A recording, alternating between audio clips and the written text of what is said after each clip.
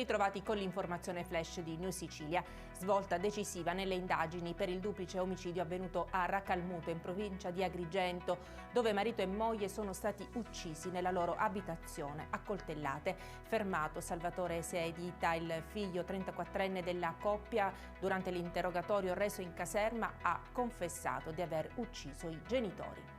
Sono 450 i migranti soccorsi ad una cinquantina di miglia a sud-est di Portopalo di Capopassero, nel Siracusano, dagli uomini della Guardia Costiera. Erano tutti in navigazione a bordo di un vecchio peschereccio. Trasbordati sulle motovedette e sulla nave Dattilo, circa 200 sono stati destinati al porto di Catania, 180 a quello di Augusta e gli altri 69 provenienti da Egitto e Siria al porto di Pozzallo, dove sono già sbarcati.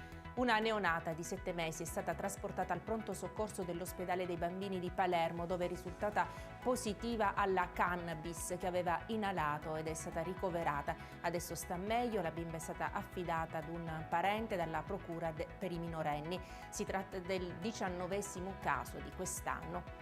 Il sindaco di Palermo, Roberto Lagalla, commenta l'importante operazione antidroga che si è svolta nel capoluogo e che ha dato un duro colpo a una delle piazze di spaccio più fiorenti della Sicilia. Le 39 misure cautelari eseguite stamattina dai carabinieri hanno il grande merito di spezzare una solida rete dello spaccio di stupefacenti in città, ha dichiarato Lagalla. E con questa notizia per adesso è tutto, grazie per averci seguito e arrivederci.